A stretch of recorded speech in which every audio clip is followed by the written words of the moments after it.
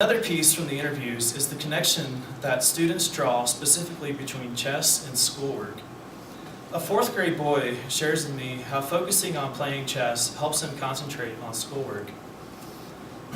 I go to chess, and the next day I feel like I learned a little bit more, and I feel more encouraged to do my work, my math, my reading, spelling, writing, and all that.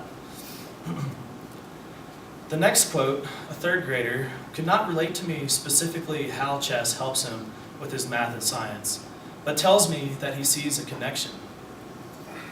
I like playing chess because it helps with my math, with subjects in school like math and science. Well, not reading, that's for sure, but math and science.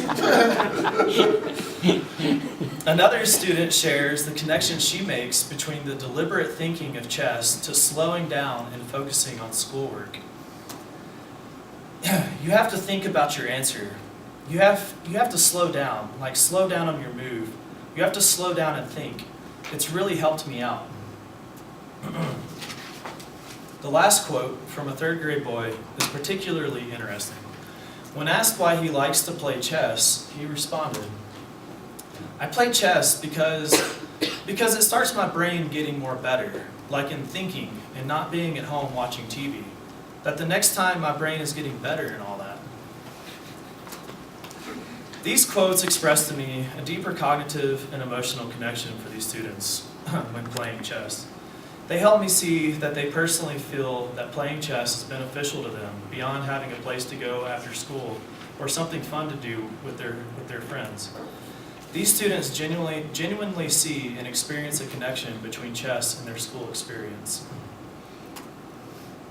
In conclusion, I preliminarily found that my data support the community notion that Killip Chess Power program has a beneficial educational and social impact on students' lives. As a resiliency model for education and community success, I would personally recommend a similar chess program in elementary schools. From the quotes I gathered in my interviews, it is clear that the Killip Chess Power participants gained more than just an after-school nanny from the Chess Power program. The students' insightful experiences in conversation indicate a deeper socio-emotional connection. Due to the experience gained in Killip Chess Power, it can be said that these students may better able to negotiate the stressors of secondary school after leaving Killip Elementary. It is clear, however, that more work is needed to further triangulate my data. I recommend and would like to further conduct more student, teacher, parent, administration, and coach interviews. I would also recommend a cross-comparative study of other similar primary and secondary school chess programs. Thirdly, a stronger case could be built around chess and finding a quantitative connection through test scores that correlate with qualitative data presented here. I'd like to finish now with a uniquely inspirational quote from one enthusiastic fourth grader who, when asked to relate to me a story about chess, used my recorder as an opportunity to speak to all students everywhere about his time in chess. So he said, just that chess gives you a lot of opportunity to earn. Like I said about the scholarship, you can earn a scholarship or be one of the greatest players. I just want to say for the kids who want to persevere and be one of the greatest, they just have to put their minds into it. Like my mom says, you have to put your mind into it, and then I did, and I won that round, and I won the other one, and the other one.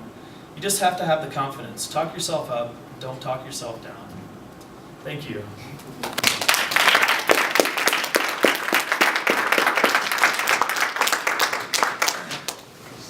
All right, thank you all so much again for coming to our panel.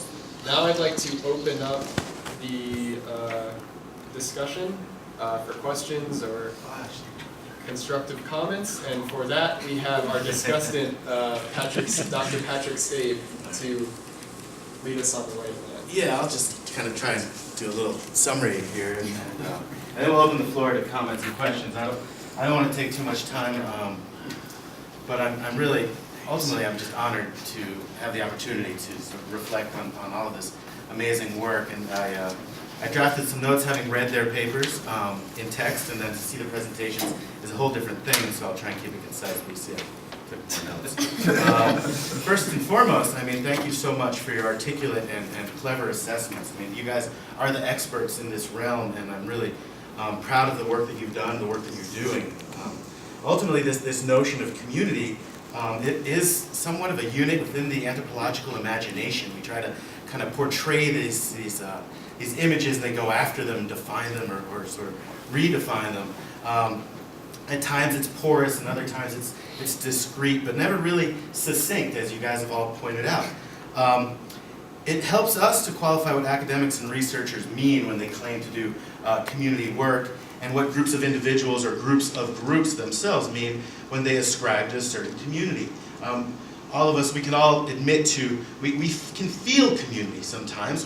We may not even be a believer in a certain faith, but to go to a mass or a ceremony, you feel that effervescence. You know, it's there. How do we grasp it? How do we capture it? What do we do with it?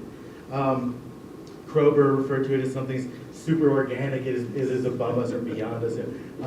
Psychologists may have a different perception on how it's kind of all within our minds, and others may say, like Edward Sapir, that there's a culture, there's a community in everybody's individual head. So let's not get too far down that road. I like to really frame it in what Raymond Williams points out in a Gramscian sense, that the complexity of community, and I'm quoting from his 1983 keywords, the complexity of community thus relates to a different interaction between the tendencies originally distinguished in the historical development. On the one hand, the sense of direct common concern, as most of you pointed out, and on the other hand, the materialization of various forms of common organization, which may not adequately express this. Community can be warmly persuasive word to describe an existing set of relationships, or the warmly persuasive word to describe an alternative set of relationships. What is most important, perhaps, is that unlike other terms of social organization, the state, nation, society, etc., it seems never to be used unfavorably, and never to be given a positive, opposing, or distinguishing term. So we see the thread of sort of communities framed around unique forms of knowledge, specialized abilities, and maneuvering discourses of power, knowledge, and privilege. There's sort of every one of the communities that you've identified has a special lexicon, certain words that almost us in the audience have to kind of either learn or seek the definition for. So, Elizabeth Hewlin, you did an amazing job in reflecting on this construction of a common identity. Given that parenting is a universal trait, how do different cultures and different groups respond to or react to pressures around parenting? I mean, everyone says that once you have children, they are children of society. You get pointers from anybody and everybody at a restaurant, in the park, at your own school. So it makes you crazy. And we see this community based in ideologically, philosophically, and on the natural way of doing things. And according to a shared purpose, in your words, of raising securely attached children is what holds these groups and the wider community together. Although conflicts do arise, and we see very frequently the anti-vaccination movement as a response, or also these male circumcision sort of outliers from this what could be considered a coherent community.